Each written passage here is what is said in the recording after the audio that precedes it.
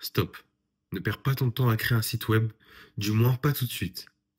En 2025, on voit beaucoup de photographes qui passent des heures, des semaines, voire des mois à créer un site web. Et ils le font en pensant que c'est essentiel pour pouvoir ramener des clients.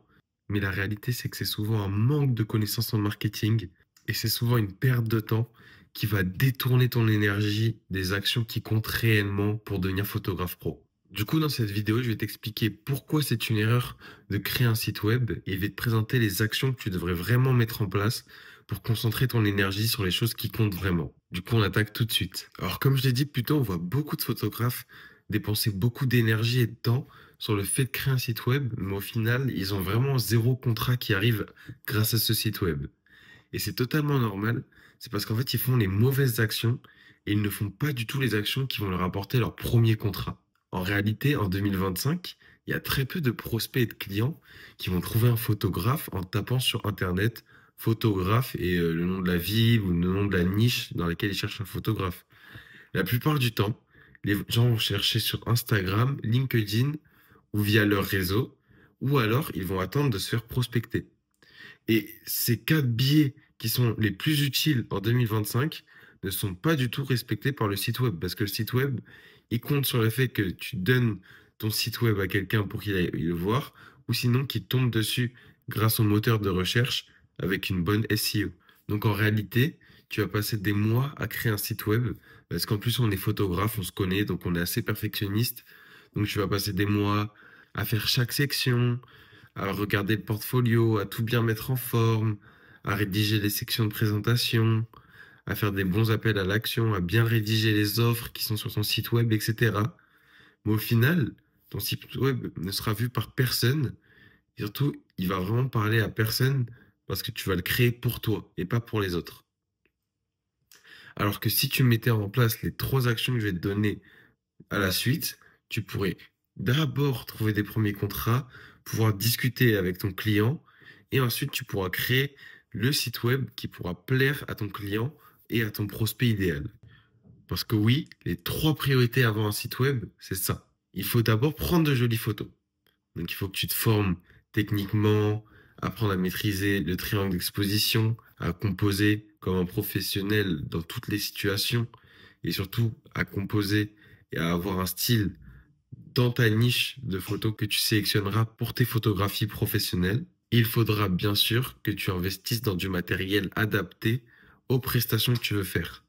Bien sûr, je suis pas un adepte du matos, je shoot encore avec un boîtier qui date de 2018, etc. Mais c'est vrai que si t'as pas encore du matériel correct pour prendre des photos et que tu prends des photos juste avec un téléphone Xiaomi, ça va pas forcément faire l'affaire. Parce que bien sûr, avant de vendre des photos, il faut avoir un produit de qualité. Parce qu'on ne vend pas de la mauvaise qualité, sinon on aura des clients que sur une période très courte. Et ensuite, le mot va circuler et les gens sauront qu'on n'est pas un photographe de qualité. Ensuite, la deuxième action qu'il va falloir mettre en place avant même d'avoir un site web, c'est qu'il va falloir se positionner. Comme je te l'ai dit précédemment, il va falloir trouver une niche dans laquelle tu vas devenir un expert et dans laquelle tu pourras justement communiquer et te spécialiser. Parce qu'en fait, si tu n'es pas spécialisé, tu deviens un généraliste. Et tu sais bien que par exemple, si tu as un réel problème de santé, tu iras plutôt chercher un spécialiste plutôt qu'un généraliste. Et ben c'est pareil en photo. Les gens ont des problèmes et ont des besoins que le photographe va venir régler. Et ils préféreront toujours faire appel au photographe spécialiste plutôt qu'un photographe généraliste qui ne sait pas se positionner et qui ne sait du coup communiquer avec personne. Parce qu'en essayant de parler avec tout le monde, on parle à personne. Et enfin, la troisième action à mettre en place, c'est qu'il va falloir apprendre à prospecter activement. Parce que le site web, c'est quelque chose qui est passif. C'est-à-dire que c'est des gens qui viennent voir ton site web, qui viennent voir si ça leur plaît, et ensuite ils viennent te contacter via un formulaire de contact, un formulaire d'appel, etc., pour pouvoir faire un shooting avec toi. Mais la vérité, c'est que si tu veux contrôler le nombre de shootings que tu auras et contrôler le nombre de personnes qui vont considérer le fait que tu prends des photos et tes offres, eh ben, il va falloir que tu prospectes. Donc, que ce soit via LinkedIn, Instagram ou via des appels, il va falloir que tu apprennes à prospecter des gens qui ne te connaissaient pas forcément avant et leur présenter ton travail et pourquoi pas réserver un appel avec eux pour pouvoir discuter plus profondément de leurs besoins et ensuite leur présenter ce que tu peux leur proposer pour répondre à leurs besoins et régler les problèmes qu'ils rencontrent par rapport à leur communication et leurs photos. Et une fois que tu auras mis ces trois actions en place et que ça a commencé à porter ses fruits, là, tu vas pouvoir commencer à réfléchir à la création de ton site web. Parce qu'en réalité, le site web, c'est souvent une manière de procrastiner le reste. Parce que les trois actions que je t'ai données, c'est trois choses qui font peur. Surtout la dernière qui est de prospecter et de vendre, c'est quelque chose qui fait peur et qui nous déplaît beaucoup en tant qu'artiste, parce qu'on aime bien notre petite zone de confort derrière notre ordi ou derrière notre boîtier. Mais la vérité, c'est que le photographe pro passe aussi beaucoup de temps derrière un téléphone à négocier et à proposer des prestations à ses futurs clients. Et du coup, on passe beaucoup de temps derrière notre ordi à créer un site web pour nous éviter de faire ces actions qui nous font plus peur. Bien sûr, c'est quelque chose d'inconscient, mais il faut bien avoir conscience que c'est quelque chose de réel et c'est quelque chose qui touche beaucoup de photographes. Donc, au lieu de passer des mois à créer ce site web, fais-toi un peu violence et va faire les trois actions que je viens de te dire de mettre en place. Et une fois que tu auras parlé à tes prospects, appris à vendre et appris à prendre des photos qui te plaisent et qui plairont, on pourra reparler du site web ensemble. Mais je sais ce que tu vas te demander maintenant, mais du coup, est-ce qu'en 2025, c'est toujours utile d'avoir un site web pour un photographe? Alors oui, ça peut être utile, mais c'est vraiment à condition d'avoir déjà des bases très solides derrière. Et ça dépend aussi beaucoup du type de client que tu vises. Parce que si tu vises des particuliers qui passent réellement leur vie sur Instagram, TikTok, tu n'auras pas forcément besoin d'un site web parce qu'en fait, il faut aller là où tes prospects sont et il faut aller là où tes prospects s'attendent à te trouver. Donc si tes prospects sont sur Instagram et cherchent sur Instagram, tu auras juste à être sur Instagram, à communiquer correctement et à devenir un expert d'Instagram et tu n'auras pas forcément besoin en fait de venir te mettre là où tes prospects ne sont pas. Forcément un site web pourra te rajouter un peu de crédibilité et parfois ça pourrait être utile, mais ça peut réellement être un gâchis de temps et d'énergie. Donc au lieu de faire ça, tu pourras plutôt devenir un expert par exemple des Instagram réels, de la prospection Instagram et du fait de créer des appels à l'action par exemple dans tes stories ou dans tes posts et ça pourrait être beaucoup plus efficace qu'un site web. Et ce qui est pratique, c'est que pour ton portfolio, au lieu d'aller passer des heures à créer un site web et un portfolio dans ton site web, tu auras juste besoin d'avoir un joli feed Instagram et de jolies stories. Par contre, si tu vises par exemple des clients pros, des agences ou des entrepreneurs assez sérieux qui passent eux beaucoup de temps sur LinkedIn et aussi sur des sites web pour travailler avec leurs prestataires, là tu auras besoin d'un site web car ça va rassurer ton client et professionnaliser ton image. Mais attention, ça va pas du tout remplacer toute la stratégie marketing derrière.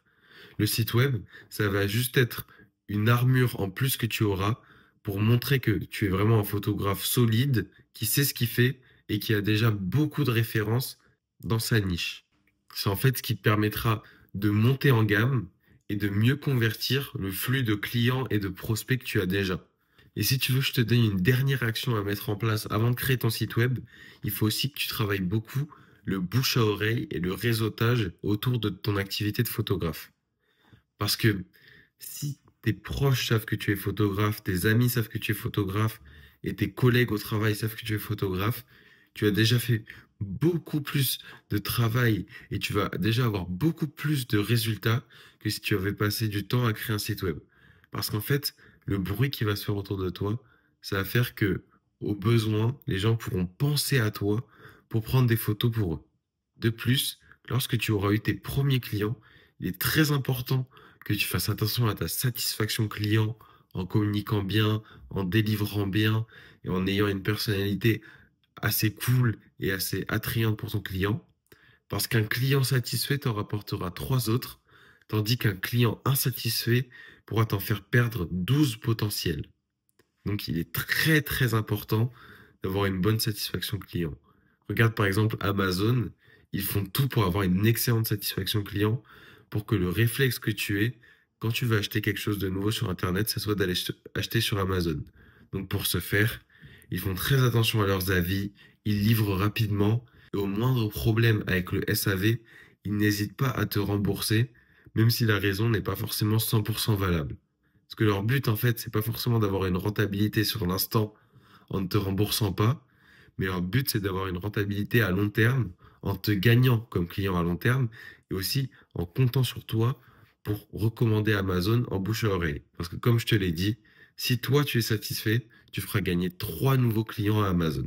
Et c'est en faisant vraiment attention aux humains avec qui tu travailles que tu vas pouvoir générer tes premiers revenus et ensuite les pérenniser dans le temps. D'ailleurs, si tu es resté jusqu'ici dans la vidéo, c'est que tu veux sûrement devenir photographe professionnel. Et j'ai une superbe opportunité pour toi. Dans la description, j'ai mis le lien qui va te rediriger vers une vidéo dans laquelle je t'explique comment j'ai réussi à devenir photographe pro en quelques mois et comment j'aide les gens à le devenir eux-mêmes de leur côté. T'inquiète, t'as pas besoin de payer pour avoir accès à cette vidéo et elle est disponible au premier lien qui est dans la description. Et si tu veux plus de vidéos comme celle-ci et plus de conseils pour devenir photographe pro, alors n'hésite pas à t'abonner et lâcher un like.